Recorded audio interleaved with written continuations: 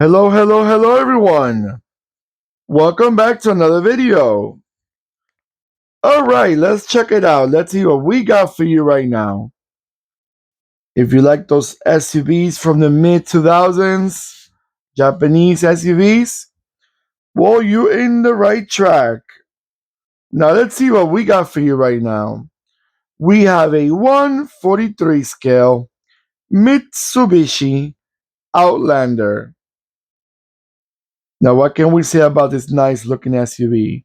I think this SUV right here was a model that really helped this brand get back in track, being what they are now, being quite, I'm not going to say respected because I think it doesn't reach that title yet, but it's a brand that a lot of people like a lot more than probably 15, 20 years ago. Because they refreshed their looks and they brought models out to the market that they were kind of needed to have, because otherwise they were getting a little outdated with their models. Now, this model right here is actually the third generation of the Mitsubishi Outlander saga, let's call it.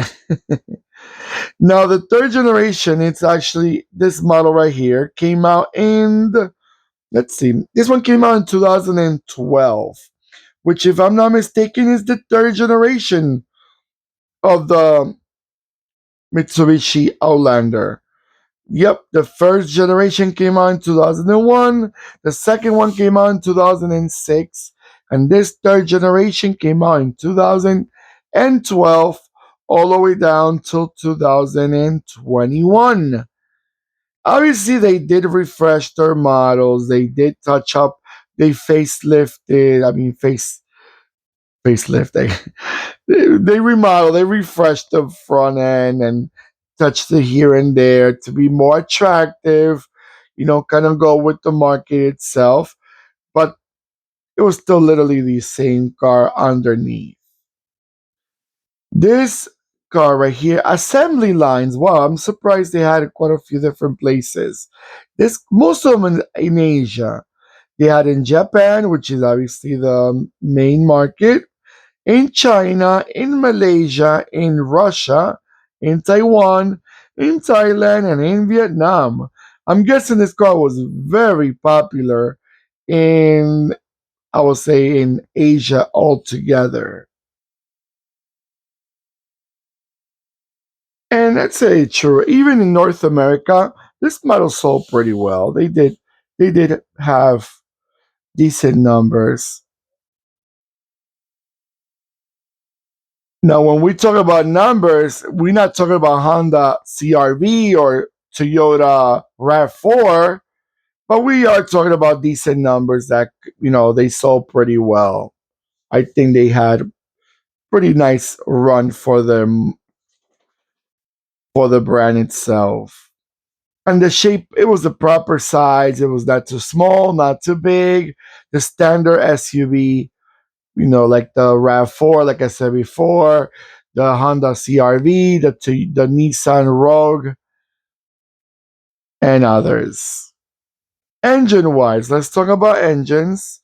In this nice looking car, we had gas engines, petrol engines, a 2.0, a 2.4, and we had a six-cylinder 3.0.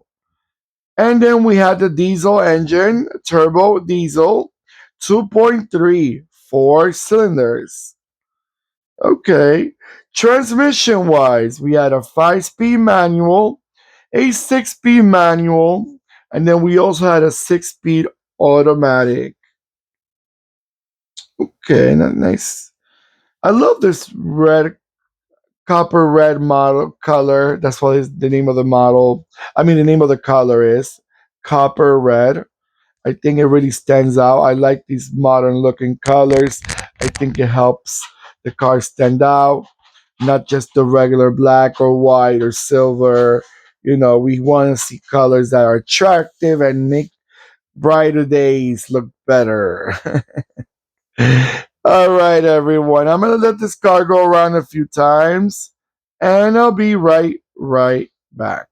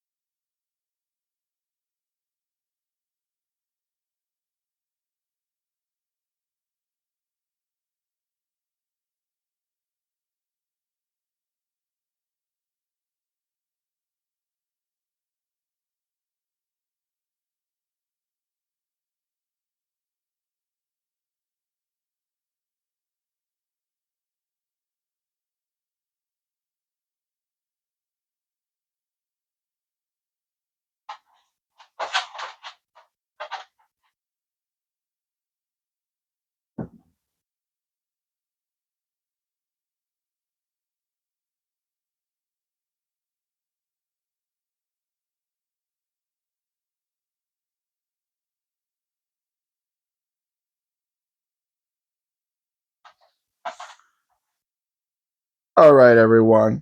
You know, one thing I remember when this car came out, I really liked it. I was like, wow, Mitsubishi can really play the game. You know, because Mitsubishi was getting a little bit outdated with the Montero or the Pajero, how they call it in other places. And it was getting to be a little bit like, okay, we've seen it, we know it. The Lancer was already getting a little old. Then it came out, you know, here and there models that were good, but when they came out with the Outlander and also with the Outlander Sport, which is another model, I think on parts of the world they call them the Mitsubishi RVR. I think that's when Mitsubishi knew they wanted to make compact SUVs that were good looking, attractive, and make other brands a bit of a competition. I mean, sales wise, they were not the biggest seller by far. They really did not even reach that momentum because a lot of people are still kind of skeptical with Mitsubishi. You know, when a brand stops making models attractive to the public, you start losing a little bit of customers. You know, customers start going with other brands. And Mitsubishi did that. Unfortunately, I think Mitsubishi was doing pretty well for a while back in the 90s and late 80s and 90s when they came out with the Galant and all those models. They were selling pretty well, but then they started falling on they fell a little bit in their comfort zone, and that was not really good for the brand itself. All right, guys. Hopefully, you're enjoying these videos as much as I'm enjoying making them with all the nonsense that I speak. But I speak my mind, I speak what I think about, and a little bit of info that I get from the internet about the engines and transmissions and all that. Don't forget to give me that beautiful thumbs up that I really appreciate. Don't forget to click and subscribe. And when you subscribe, don't forget to click the bell next to the subscribe button that will remind you when I'm posting more videos. All right, comment below. Let me know. Was this car sold in your country? Did, was it popular? Do you still see them around? Is Mitsubishi a popular brand in your country? All right, everyone. Take care of yourselves more than ever. And goodbye.